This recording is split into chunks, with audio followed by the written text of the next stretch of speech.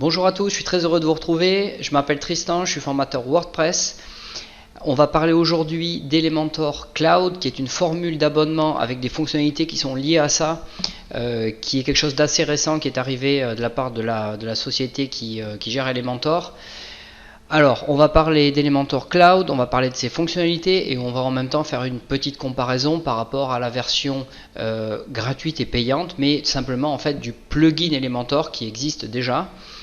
Donc on va voir quels sont les avantages. J'ai eu la chance d'avoir un accès à cette fonctionnalité complète, donc on va en faire la revue ensemble, on va voir comment le site s'installe, quelles sont les fonctionnalités de cet hébergement et de toute la partie Elementor qui est fournie avec cet abonnement. Voilà, je vous retrouve tout de suite pour la première séquence.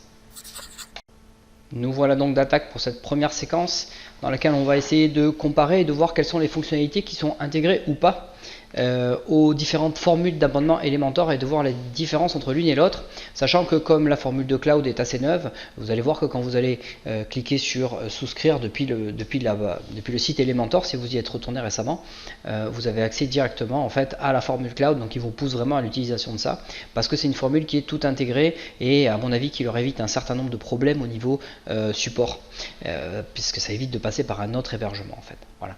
Donc lorsque vous allez sur la souscription d'Elementor, c'est l'écran que j'ai devant moi, vous voyez qu'il y a un petit switcher, ici on a la partie souscription uniquement à la version pro du plugin Elementor et la souscription à la version cloud. Donc juste un petit coup d'œil sur la partie plugin, c'est ce qu'on connaît actuellement depuis des années. Donc vous avez une souscription qui est basée sur un nombre de sites, mais qui est basée également maintenant sur des fonctionnalités qui sont un petit peu plus avancées en fait en termes de design qui sont prédéfinis et qui sont fournis avec Elementor. Vous voyez que dans la version essentielle du plugin, donc celle qui n'est valable que pour un seul domaine, voilà, One Pro Website Activation ici, vous voyez qu'il y a une petite différence. Ici vous avez accès qu'au Website Kit, qui sont en fait uniquement les gabarits de pages et les gabarits de blocs que vous avez dans l'administration Elementor. Lorsque vous ouvrez une page, vous pouvez ajouter un gabarit sur une seule page ou un seul article, ou ajouter un seul bloc à l'intérieur, alors que là vous avez en plus accès à partir du plan expert, donc qui est à partir de 25 activations de site pour 199 $ par an. Vous avez accès en plus en fait, donc vous avez possibilité de s'enregistrer sur leur annuaire, mais ça n'a pas super importance, à moins que vous fassiez des sites web de manière professionnelle avec une agence. Mais vous avez aussi, surtout, l'accès aux Website Kits, qui sont en fait des kits déjà tout prédéfinis de sites web complets, tout prêt à être utilisé avec Elementor. D'accord ? Donc quand j'entends site web complet, c'est-à-dire que vous allez avoir les contenus WordPress, vous allez avoir les contenus Elementor, vous allez avoir donc toutes les pages Elementor qui vont être créées, les menus, etc. Et vous avez toute la configuration d'Elementor et tous les blocs qui vont être déjà préconfigurés. C'est quelque chose qui va pouvoir être installé en un clic. Donc ça a été mis en place peu de temps avant qu'ils sortent leur formule cloud. Et je pense que c'est pas un hasard. C'est parce qu'on va voir que dans la formule cloud, tout ça c'est inclus dedans. Voilà. Donc si on bascule maintenant, bon après je vous passe le reste, c'est la même chose sauf que c'est pour plus de sites à activer. Donc sur la version cloud d'Elementor en fait, vous avez donc là on est sur des formules d'abonnement qui sont par site. Donc là on est à 99 $ par an. Donc le dollar est à peu près au même prix que l'euro en ce moment, c'est assez pratique, donc vous pouvez convertir assez facilement. Donc vous avez la partie cloud, donc ce qu'ils appellent cloud en fait c'est la formule d'hébergement. Voilà. Donc on a une formule d'hébergement qui est assez complète et qui contient en fait l'essentiel de tout ce qu'on va avoir besoin pour faire fonctionner un site Elementor. On ira le voir dans la deuxième séquence. Alors pour ceux qui sont vraiment spécialistes des hébergements et qui veulent quelque chose de très très avancé, vous allez voir que c'est quand même assez limité. L'avantage c'est que c'est déjà tout bien configuré et c'est assez performant en fait. Voilà. Donc vous avez la partie hosting. Donc on a c'est basé sur la Google Cloud Platform, pour ceux qui connaissent, c'est l'hébergement cloud de Google, hein. Donc ils ont optimisé et qu'ils ont reconfiguré pour pouvoir utiliser Elementor avec un CDN. Il y a le certificat SSL forcément, il y a une bande passante de 100 Go donc qui est quand même assez important, j'imagine que c'est mensuel. Et vous avez la possibilité évidemment de connecter votre domaine à vous que vous allez pouvoir enregistrer par contre là sur n'importe quel registraire donc, ou hébergeur qui propose l'enregistrement de nom de domaine. On a la partie Elementor, d'accord, avec toute la version pro d'Elementor, toutes les fonctionnalités, y compris ce dont on a parlé tout à l'heure dans le plugin, qui sont les SiteKits d'Elementor, qui vous permettent de déployer un site entier juste en un clic. Voilà. Et vous avez aussi bien évidemment le thème d'Elementor et quelques petites configurations de base qui sont faites dans WordPress pour essayer d'accélérer la vitesse d'installation de tout ça. Alors on va tout de suite attaquer la deuxième séquence. Donc là on a juste fait une review de la partie cloud. Je vais vous montrer maintenant comment ça se passe dans la partie administration de cet hébergement et toutes les options qui sont disponibles lorsqu'on prend un abonnement à la formule cloud d'Elementor. A tout de suite. Donc nous voilà sur la partie administration, l'équivalent d'un cPanel de ce que vous avez sur un hébergeur, sauf que là vous êtes sur la partie admin d'Elementor. Donc vous voyez qu'on est bien sur myelementor.com. Donc vous allez retrouver vos sites web et vous allez retrouver effectivement vos websites qui sont hébergés avec la formule cloud d'Elementor. Voilà. Donc ici j'en ai un que j'ai installé, donc ils m'ont donné l'accès justement à cette formule cloud pour que je puisse faire un test et une review justement de cette formule là. Donc je vais vous montrer un petit peu tout ce à quoi on a accès sur la partie administration du site. Et dans la séquence suivante, on ira plutôt voir sur la partie website, juste valider ensemble qu'on a bien accès à toute la partie SiteKit d'Elementor et en même temps voir un petit peu la configuration qui a été faite sur WordPress par défaut. Donc lorsque vous allez souscrire en fait à une formule cloud et prendre un abonnement, Elementor va tout de suite vous demander de choisir forcément soit si vous avez déjà un nom de domaine de le configurer, ou alors ils vont vous en faire un temporaire, donc ce qui est mon cas ici. Ici lorsque j'ai déployé mon site, vous voyez que j'ai un nom de domaine qui est liderapro. Donc ça c'est le nom du site que j'ai mis, .elementor.cloud. Voilà. Sinon vous en avez un qui est généré automatiquement. Vous pouvez le changer par la suite. Je vous conseille quand même de le configurer dès le début, ça vous évitera un certain nombre de modifications à faire sur le site par la suite. Donc vous avez ici votre hébergement. Il y a d'autres outils ici sur la gauche, mais on y reviendra un petit peu plus tard. Lorsque vous cliquez dessus, vous avez accès à quelques modifications que vous allez pouvoir faire sur votre hébergement. Donc on voit qu'on a toute la partie domaine ici, dans lequel vous pouvez ajouter un nom de domaine qui va être lié à ce site cloud qui est hébergé sur Elementor. Donc on peut le gérer ici. Donc on a accès à toute la partie DNS, SSL aussi. Voilà, c'est quelque chose d'assez classique sur la gestion des domaines. Il suffit juste de cliquer sur le plus ici pour ajouter un domaine personnalisé. Vous voyez que par défaut, c'est ce que je vous disais tout à l'heure, ils m'en ont créé un. Ensuite, on a la possibilité de bloquer l'édition de ce site.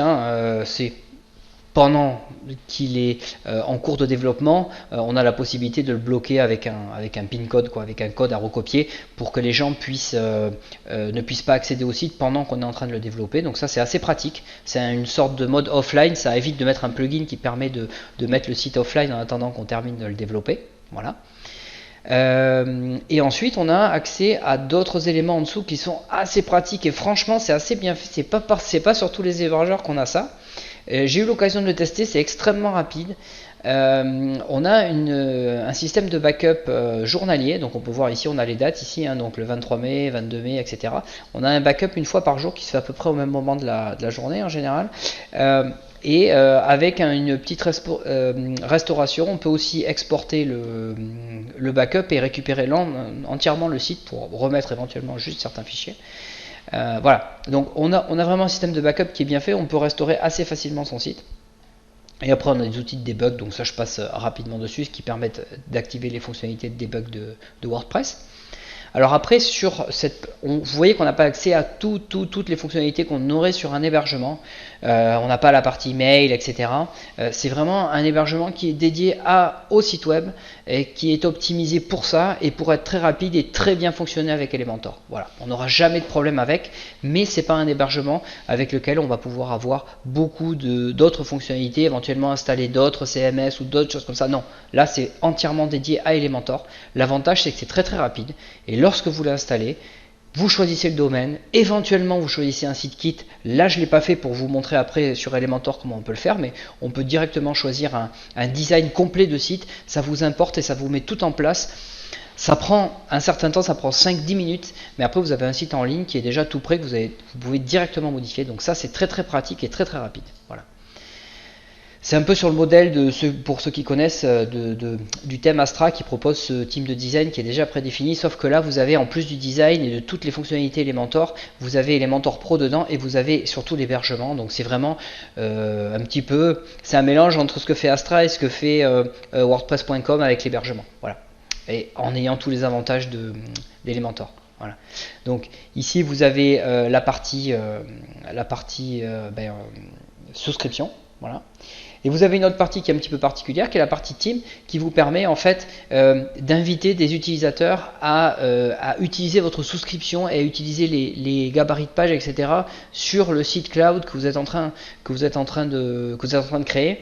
Voilà, vous pouvez ajouter, en fait, c'est des utilisateurs WordPress qui auront automatiquement la connexion à Elementor, et ça c'est assez pratique pour ceux qui ont utilisé la version pro d'Elementor. C'était assez pénible de connecter, même avec un compte gratuit, à chaque fois chaque nouveau utilisateur pour qu'il puisse utiliser la bibliothèque Elementor Pro. Bah là c'est quelque chose qui est déjà fait dans la partie admin et qui nous permet de le faire directement ici. Voilà.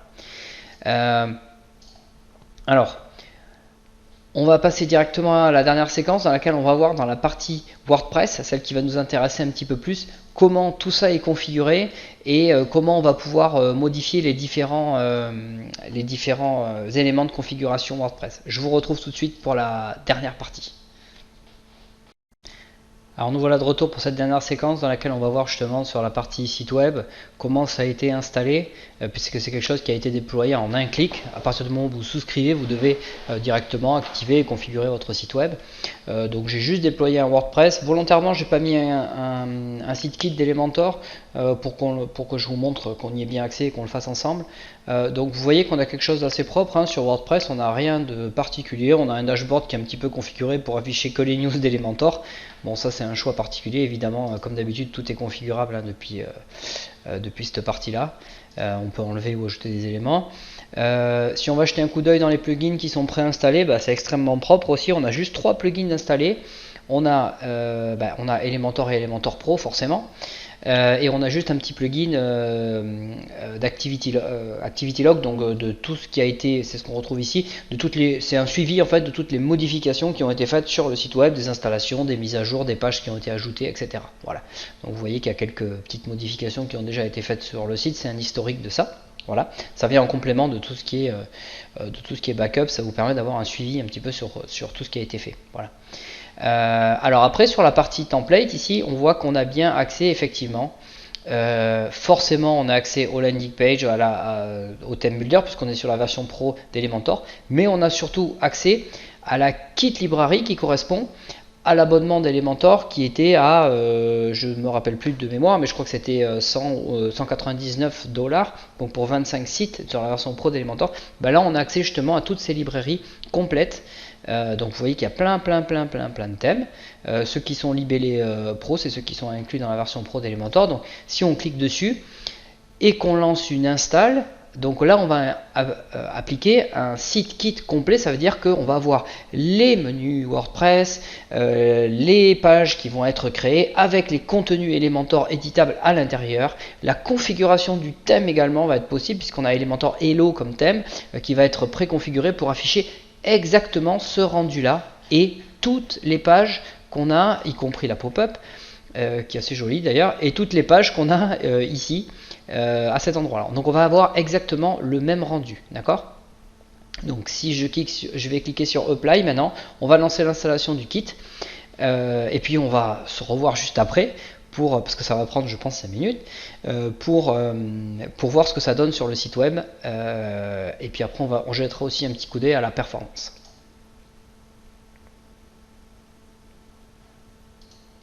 Voilà, c'est lancé. Voilà, le site kit est installé. Donc j'ai fait une petite coupure dans la vidéo, mais honnêtement ça a pris moins de 2 minutes, donc c'était quand même assez rapide. Donc on a un petit résumé une fois qu'on a appliqué le site kit sur sa formule Elementor Cloud. On a un petit résumé de ce qui a été installé. Donc vous voyez qu'on a, une configuration de template Elementor. Donc on a des gabarits, hein. Donc on a un header, un footer, un gabarit pour les pages et une pop-up qui a été faite. On a toute cette configuration là qui a été faite dans les site settings d'Elementor. Voilà, hein, donc la configuration du site, vous savez qu'il y a plein de réglages généraux à Elementor, comme par exemple des jeux de couleurs, des jeux de police, etc. Voilà. Donc c'est quelque chose qu'on retrouve ici, et on a après 6 pages qui ont été créées et 6 menus. Voilà, donc ce qu'on va faire, c'est qu'on va retourner dans la partie administration d'Elementor pour voir tout ça rapidement, comment ça s'est installé. Donc on a effectivement, si je vais dans les pages, il y a fort à parier qu'ici je retrouve toutes les pages qui ont été créées, sachant qu'il n'y en avait pas du tout auparavant, il y en avait juste la page d'exemple. Si on va aussi également dans les menus, normalement je dois avoir mes éléments de menu qui ont été créés. Voilà, donc on a un vrai menu WordPress qui a été créé avec tous les éléments de menu. On a évidemment la configuration du thème qui a été faite, et dans la partie Elementor on va retrouver ici dans le thème builder, on doit retrouver également les gabarits de pages qui ont été créés. Et voilà, donc on a un gabarit pour la page 404, pour le pied de page et pour l'entête, le header ici. Voilà. Donc si on va sur notre site web, wow, il a quand même pas mal changé. Donc on a effectivement la pop-up aussi qui a été ajoutée, mais on voit qu'on retrouve exactement ce qu'on avait sur la partie démonstration, hein, donc avec tous les éléments ici qu'on avait sur le thème prédéfini. Voilà. Il y a peut-être un petit setting sur la pop-up à refaire, parce qu'elle s'ouvre à chaque fois. Non, même pas. Voilà. Donc on a toutes les pages ici, et évidemment pour terminer, je vais vous montrer ici, si on ouvre une page, on doit avoir accès à l'ensemble du gabarit Elementor avec toute la configuration qui va bien. Ici, voilà. Donc on a absolument 100% du site qui est éditable. Honnêtement, c'est assez bien construit, il n'y a pas de trucs qui sont mal faits, tout est bien fait, hein. C'est fait par l'équipe d'Elementor, donc on voit qu'on a des gabarits qui ont été faits pour le header, le pied de page. J'ai testé plusieurs sitekits, c'est très propre, hein. Il n'y a rien de particulier, le choix des fontes est toujours bon, il n'y en a pas trop pour pas surcharger au niveau performance, au niveau chargement des polices. Honnêtement, c'est vraiment un bon outil. C'est quelque chose de très bien si vous voulez démarrer quelque chose de rapide pour un client qui a déjà un nom de domaine. Il suffit juste de faire pointer le domaine sur l'hébergement. On va faire une dernière petite séquence sur la performance. Mais c'est quelque chose qui est quand même très bien conçu, qui est très rapide, et il n'y a aucun problème sur le fonctionnement d'Elementor. Il ne va jamais vous manquer un module à page par exemple qui vous empêcherait le fonctionnement de certaines fonctionnalités Elementor ou certaines incompatibilités qu'on peut rencontrer chez certains hébergeurs pour des fonctionnalités particulières qu'Elementor a ou que d'autres plugins ont. C'est honnêtement très bien configuré. Après on est sur la Google Cloud Platform, donc au niveau performance on est sur quelque chose de très bien. On va jeter un coup d'œil tout à l'heure, mais voilà, c'est quelque chose d'assez performant, et comme vous avez pu le voir qui est déployé en un clic. Je vous retrouve pour la dernière petite séquence sur la performance. Voilà, donc ce que je vous propose pour la dernière séquence de cette présentation d'Elementor Cloud, c'est de regarder un petit peu ce qui se passe au niveau performance. Donc ce qu'on va faire, c'est qu'on va faire un audit de performance avec l'outil de Google, hein, pour voir ce que ça donne. Donc je vais lancer justement une analyse de performance. Donc ça, si vous appuyez sur F12 sur votre PC, vous avez accès, hein. C'est juste l'inspecteur de code que vous avez sur Chrome ou sur n'importe quel navigateur, et l'analyse ici se fait avec Google Lighthouse, qui permet d'analyser plusieurs éléments de performance, dont la vitesse d'affichage, l'accessibilité, le SEO, etc. Sachant que là, nous c'est plutôt les performances qui vont nous intéresser ici, sachant que là on a effectivement un template qui est déjà quand même une page assez chargée.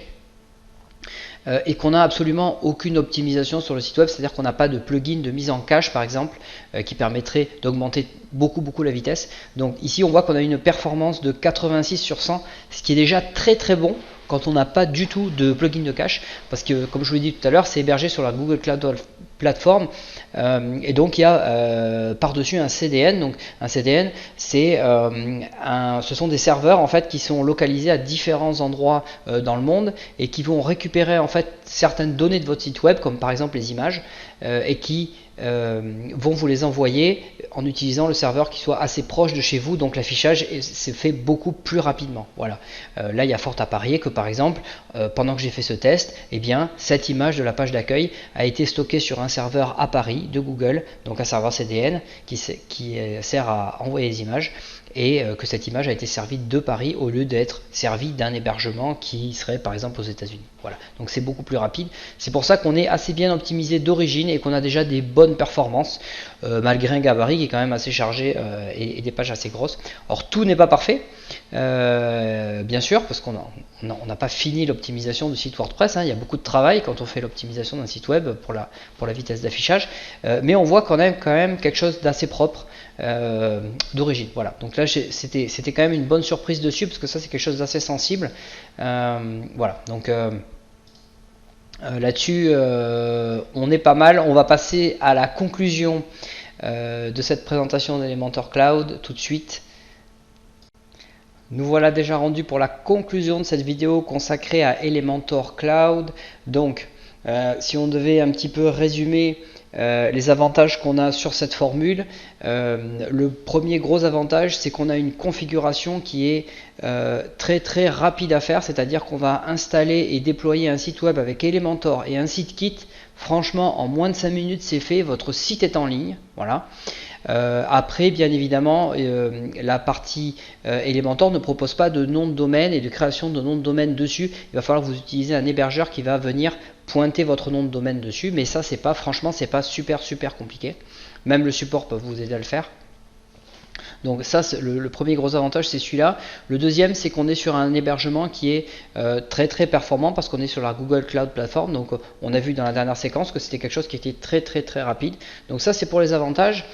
Si je devais citer des inconvénients, je dirais que en fait, vous avez un accès qui est très limité à l'hébergement. Par exemple, on ne peut pas faire de la configuration de mail ou des choses comme ça. Voilà, c'est quelque chose qui vraiment, c'est un kit prêt à l'emploi. Par contre, ça peut être très rapide et un très bon choix si on compare par rapport à d'autres formules qui permettent de créer des sites web comme Squarespace ou Wix, avec des formules payantes qui sont souvent très onéreuses, mais vous n'avez pas des formules qui sont techniquement aussi bonnes que celle-là. Donc, ça reste quand même un bon choix par rapport à ça, sachant que sur les autres, vous n'avez pas non plus accès à cette partie hébergement. Voilà. Je vous retrouve très bientôt en fait pour une autre vidéo qui sera certainement consacrée aux galeries d'images sur WordPress. Je vous présenterai un outil un petit peu innovant. A très bientôt.